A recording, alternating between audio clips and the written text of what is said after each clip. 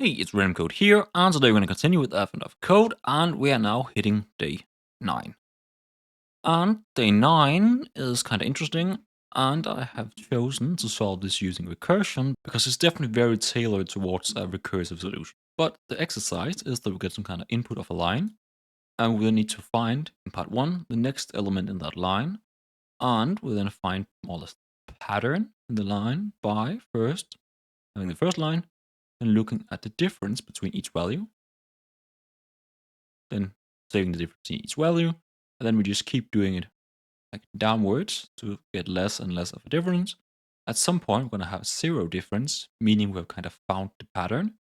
And in this case, we can simply add 3 plus 15 to find the result, which in this case is going to be 18. And down 3, 6, 10, 15, 21, we find the differences, again find the differences, and it went hit 0. We would then kind of like backwards propagate the solution. So first we find that difference between 0 and 1 would be 1, between 1 and 6 would be 7, and 7 and 21 would be 28. And that is very much the task. And as mentioned, I have solved it using recursion, and I have a bit of extra setup today because we actually can reuse almost all the code from exercise 1 to part 2. But in general, I have some kind of, as always, I have a find result method, where I first need to input or load my data, and I'm using a find report data method, where we read the code in line by line. We then simply split the values by, on each line, split the values. Let's have a look at the data. We just here simply split the values on space, and then turn our strings into integers, which is more or less what we're doing here. I have then created this recursive function, which is then more or less just going to be returning these lists.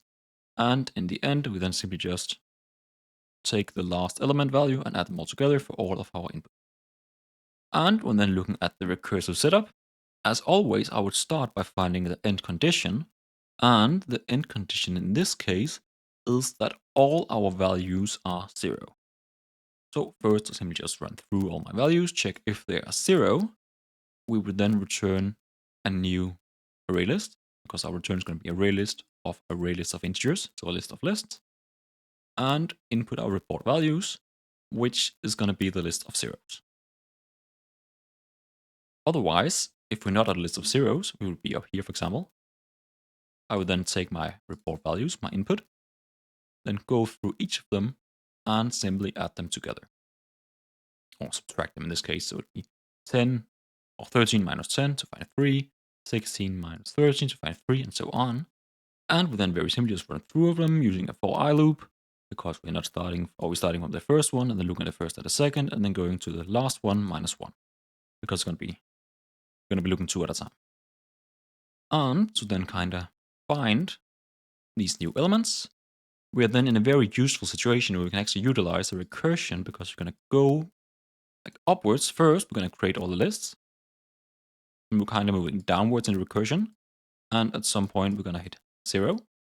And when we then return the data, we're kind of going to like jump upwards one step again. So we're now at this position, and we can then access kind of like the last element. So I simply check if my result size are larger than 1, meaning after we have found like the first line.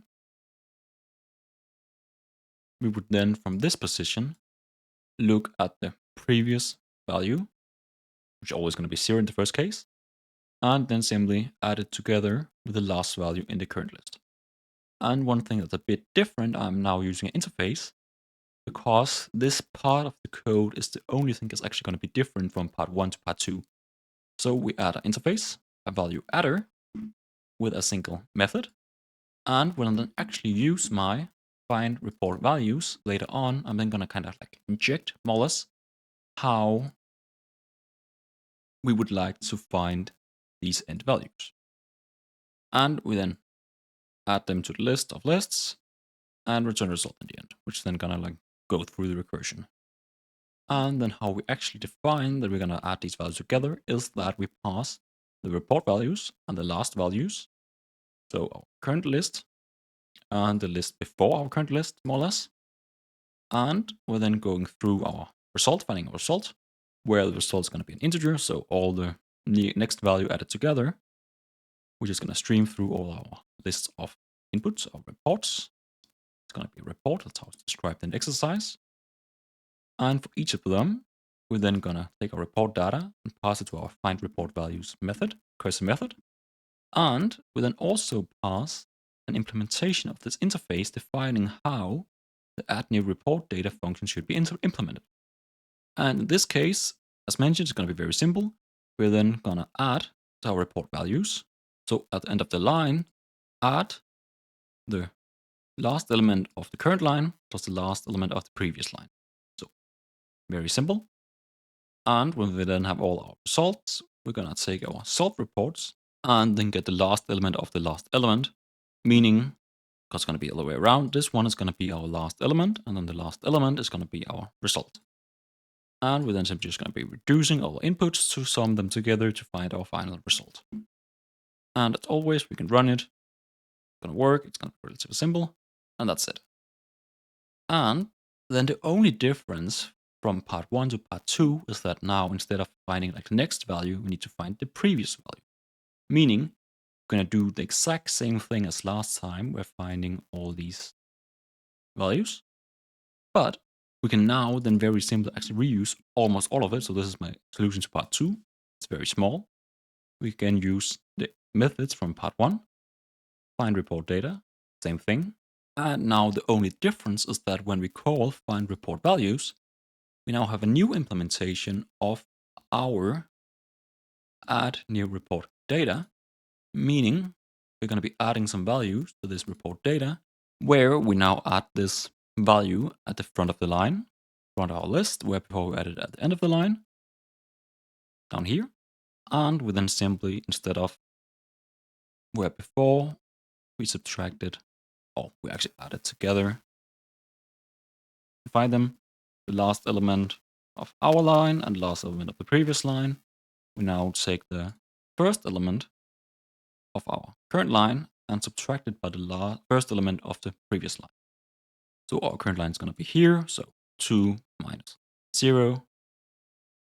2 minus 0 is going to be 2. And then on the next line, it's going to be 0 minus 2. It's going to be minus 2. And then 3 minus minus 2 is going to be 5. And then 10 minus 5 is going to be 5. But otherwise, everything actually worked the exact same as in part 1. And then being able to add a interface, allowing us to like construct a custom implementation of this method, actually allow us to very simply have this implementation. And there's a few extra helper methods. For example, I'm just using a helper method to get last element of a list because we're doing that quite a few times. But in general, that is my take on day 9 of Advent of Code. And if you enjoyed this showcase, please leave a like and subscribe, and I wish you all a wonderful